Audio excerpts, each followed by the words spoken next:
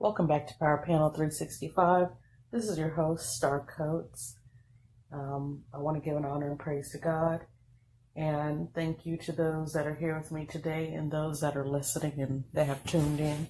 I'm going to start with the first chapter of Exodus, the 13th verse. And the Egyptians made the children of Israel to serve with rigor. 14.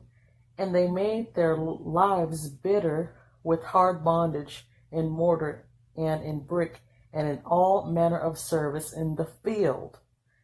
All their service, wherein they made them serve, was with rigor. And I decided to try to take a look at some of the work that some of the Hebrews were subjected to. Now, that very first photograph or painting depiction of the brick workers, that is a very popular one, which has been very controversial over the years. But it shows exactly what it shows, that they were making bricks, and mixing up clay, certain things or whatever they had, straw, whatever they might have had to use to make those bricks.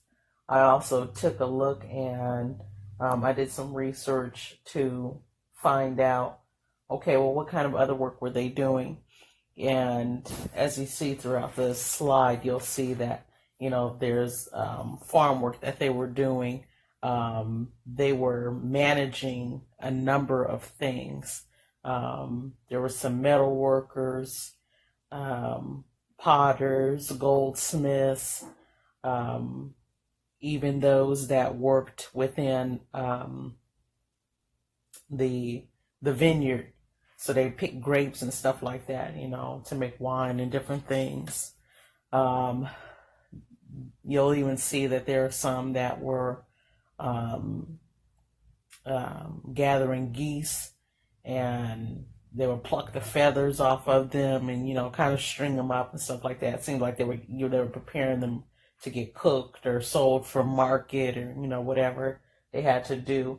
But I looked at scripture firstly, to apply the scripture to even this video, because we see Egypt all the time, but people don't really like to go into the part of, okay, well, we know whom the noblemen were, we know who the pharaohs were, those that had riches and things like that. We can see that and understand who those people were, even though they have been depicted over time as a different ethnic group or skin tone or race. There's overwhelming evidence, that speaks for itself. So I took a good look at the type of work that some of these people were doing, and I asked the Lord, to guide me through this kind of thing, because the images that I'm used to seeing over the years of my whole life were not the correct ideology of whom the Egyptians were, or whom the Israelites or Hebrews were. So going back and taking a look at a lot of these things has become really interesting, and not only really interesting, has become fun, but finding out a lot of these truths can make a lot of people angry, because they're used to what they were seeing or what they were programmed to see. So traveling and researching is your biggest help when you want to know exactly whom is whom and what looks like what. So I know we hear all the time about the Egyptians, that they are truly black.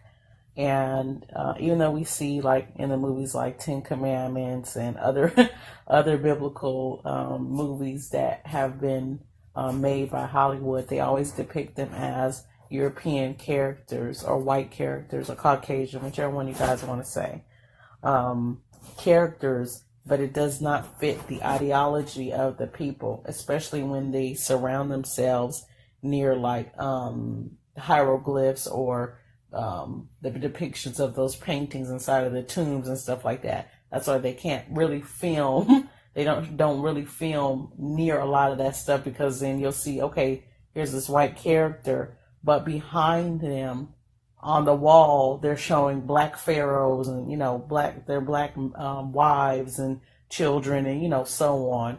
They're soldiers and different things. Different people, and I say things, but different people, and it throws you off once you actually see the overwhelming evidence that these Egyptians were apparently a dark-skinned race of people. And not to say that they may not have had some lighter brown toned or something like that people, but these people, when you take good look at them, at their hair and their skin and whom they were, the geographical location of where they were at, what type of weather they were used to. You got to take all those things into consideration of how hot it was. But you can see, for yourself that these are exactly what the Egyptians look like. So once you take a look at the depictions of exactly what they look like, you get to see, okay, they had darker skin and coarse hair, and even because of their race and the technology and the different things that they created and built, I think that with the way that the world is today, they expect less of dark races or black races. They don't expect the things that have come out of Egypt to be there, or the fact that a lot of things were created there first, or their systems that they designed and built. I took a good look at another painting of King Horeb. Most of us know that was one of the pharaohs in Joseph's time. Exodus 2:19 says, "And they said, An Egyptian delivered us out of the hand of the shepherds, and also drew water enough for us, and watered the flock." Now that was Moses, who was mistaken for an Egyptian. And in order to be mistaken for someone, especially of another race, you have to look exactly like that race of people. So that was another scripture that stood out to me, and that's always been a very controversial and argumentative scripture. But even then, common sense would tell you, if you're being mistaken for someone that you look like, you must really, really look like that person to the T, and it has to be, your skin tone, your hair, your facial features, different things. Now, Paul is another one whom was mistaken for an Egyptian as well. And in Acts, the 21st chapter, I'm going to start with 37. "And as Paul was led into the castle, he said unto the chief captain, May I speak unto thee? Who said, Can thou speak Greek? Art thou that Egyptian before these days madest an uproar, and leddest out into the wilderness 4,000 men that were murderers?" 39. But Paul said, I am a man which I am a Jew of Tarsus, a city in Cilicia, a citizen of no mean city. And I beseech thee, suffer me to speak unto the people. So the same, coincidence, the same thing even happened to Paul, him being mistaken for an Egyptian. And just as I said before, in order to be mistaken for someone, especially of another race, culture, and background, you have to really look like those people. So over time, I have found a number of details that help me to understand the ideology, background, culture, race of the Egyptians. You can find some of these things at the British Museum, and there's some tombs like the Mihu tomb.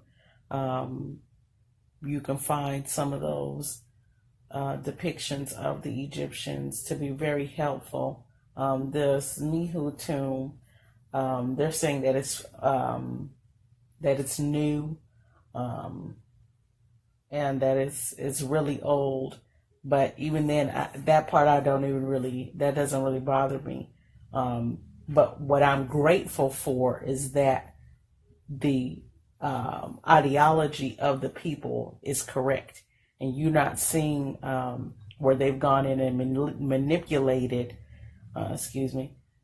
some of the paintings, like painting over, some of those walls and things like that. We've seen some of those pictures and videos where people have been caught, repainting over those things, over the murals and the hieroglyphs and stuff, just so that the tourists that come in, they'll be more attracted to it because of the lighter toned skin and, things that people have done to try to manipulate or to try to fit the ideology of the Egyptians to the Hollywood programs that we've seen over the years, just like as I stated before, like the Ten Commandment movies and, so on, which doesn't really fit, seeming as you can go back and research and find different artifacts, murals, and, look at the hieroglyphs, and you can see some of the depictions of the people that were there. I hope that you guys enjoyed this, and I hope this was educational. This was for educational purposes only. Thank you for tuning in to Power Panel 365.